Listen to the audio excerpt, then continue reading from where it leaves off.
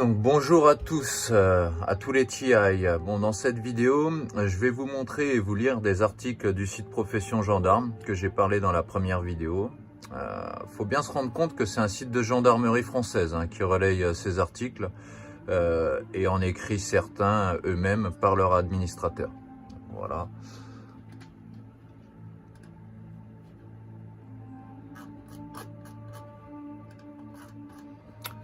Donc voilà, donc le site de Profession Gendarme. On voit bien, voilà. Donc là, l'introduction au phénomène de harcèlement en réseau en Europe. Donc, je vais lire des extraits. Je ne vais pas tout lire, je mettrai les liens dans la description. Donc, par exemple, donc, du coup, pour celui-là, le harcèlement en réseau lui-même peut être défini comme une campagne de harcèlement psychologique et physique par les services de renseignement des pays développés. Elle consiste en l'utilisation accrue de techniques de surveillance et d'action pour terroriser la cible, et ainsi soit la pousser à agir d'une certaine manière, soit la détruire moralement jusqu'à la pousser au suicide.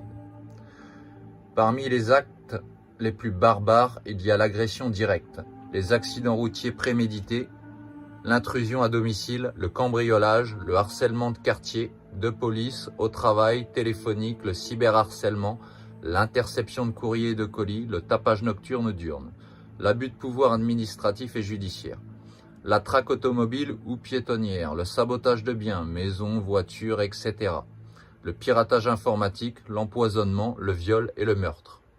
La diffamation est monnaie courante et les victimes voient leur réputation injustement tachée de calomnie, ce qui les ruine sur tous les plans. Cela peut aller jusqu'à la mise en liste noire de l'État. Évidemment, les seuls agents du renseignement ne sont pas suffisants pour exécuter tout ce travail, d'où le recours à des mafias locales infiltrées pour une opacité optimale. Plusieurs victimes pointent également des sociétés secrètes telles que les francs-maçons. Les mécanismes d'entrée dans l'œil du cyclone sont complexes, étant donné de l'existence d'une spirale politico-mafieuse et de la gangrénation de la société. Cela peut aller du conflit de voisinage à un commentaire négatif sur une personnalité ou un groupe politique dans les réseaux sociaux. Certaines victimes avancent également être victimes depuis leur naissance. Parmi les cibles, beaucoup semblent avoir un QI élevé et avaient initialement de belles perspectives d'avenir. Il est chose courante que lorsqu'une victime de ces actes entreprend des démarches auprès de la police, elle soit redirigée vers la psychiatrie et malheureusement, il n'est pas rare que le diagnostic de paranoïa soit hâtivement établi ou qu'un psychiatre proche de l'état profond la piège dans les griffes de son service et du lobby pharmaceutique. Donc, je ne vais pas lire tout le reste. Donc, les victimes peuvent aller de l'innocente dame par sadisme ou érotomanie aux lanceurs d'alerte se retrouvent ainsi isolés, diffamés, sans perspective d'emploi, terrifiés du monde extérieur et désespérés. Beaucoup deviennent suicidaires. Certains emboîtent le pas. Donc là, on voit un agent du FBI qui a dénoncé ça clairement, en fait, Ted Gunderson. Donc, toujours aux États-Unis, le second pionnier de la divulgation est Gerald Sobey, agent du FBI et magistrat. Il a également rédigé un affidavit. Il cite ces différentes techniques de ciblage et de harcèlement en réseau. Donc, agression par arme électromagnétique à énergie dirigée, la cybertorture, la surveillance 24 heures sur 24, 7 jours sur 7, les attaques chimiques, les psyops, les agents psychotroniques, les agressions physiques, les tentatives de meurtre, les investigations frauduleuses, l'élimination de preuves, l'obstruction à la justice, le chantage, l'extorsion, l'emprisonnement illégal, la surveillance électronique, le cambriolage et le carjacking. Destruction de propriétés privées, implantation d'appareils électroniques. Donc là, on en voit un, des agents du FBI. Et là, il y a le deuxième. Voilà. Je vais vous lire un autre extrait d'un autre article. Donc, l'autre article, c'est « Existe-t-il un programme de répression, de torture et d'élimination secret contre les dissidents ?»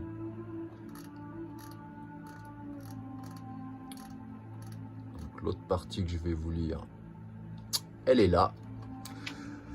Donc, les méfaits les plus fréquemment subis sont la traque automobile ou piétonnière, le cambriolage, l'intrusion à domicile avec changement d'emplacement d'objet, violence psychologique, gaslighting, l'agression de rue, l'interception de courrier et de colis, les accidents routiers prémédités, le tapage nocturne ou diurne, le cyberharcèlement, la persécution policière, administrative ou judiciaire, le piratage informatique, le sabotage et dégradation de biens et de véhicules, l'emprisonnement, la psychiatrisation illégale, l'empoisonnement, le viol et le meurtre. La majeure partie a été documentée en 2007 par l'agent du FBI Gerald Sosby, on a vu tout à l'heure, et en 2011 par Ted Gunderson, également agent du FBI. Selon ce dernier, ce programme a cours depuis au moins les années 80. Alors déjà, la seconde partie du programme de répression secret consiste à un harcèlement ou torture électromagnétique. C'est la partie qui est la plus violemment censurée par les autorités et les médias mainstream. Après des décennies de ridiculisation dans la culture populaire, elle est d'application depuis au moins les années 90 et la divulgation a démarré progressivement dans les années 2010 grâce au scientifique de la CIA Robert Duncan, qui a travaillé sur les technologies de contrôle mental électromagnétique et qui est devenu un ferme opposant suite au détournement de ceci à des fins illégaux et répressifs. Dans cette interview de 2012, Jesse Ventura, il divulgue devant le grand public américain ces technologies à des fins de torture. Robert Duncan qui est mort au passage il n'y a pas très longtemps. On peut se poser des questions.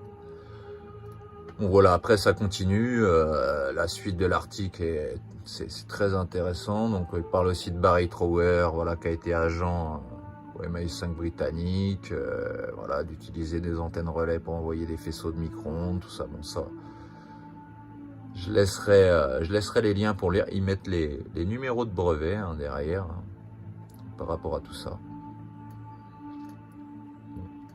Ça continue, donc on explique très bien. Hein, les symptômes les plus courants d'agression électromagnétique sont fatigue soudaine et chronique, insomnie, réveil nocturne répété avec ou sans sueur, vieillissement, dysfonctionnement, voire crise cardiaque, douleur intense, organes, muscles, os, etc. Assimilable à de la torture.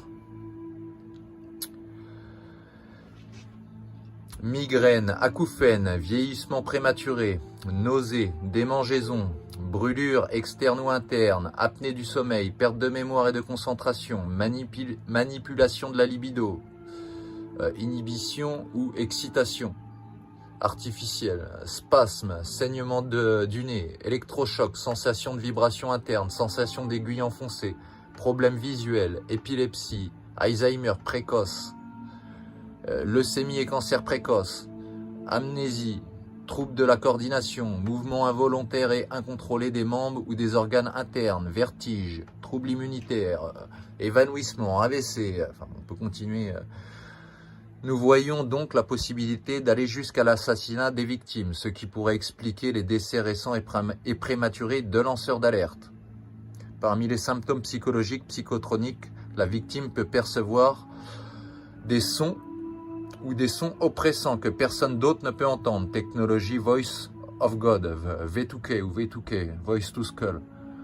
Elle peut également souffrir de pseudo-psychose induite, de cauchemars synthétiques induits et d'instabilité émotionnelle. Une série d'autres maladies psychiatriques peut être induite, dans une certaine mesure, du contrôle mental.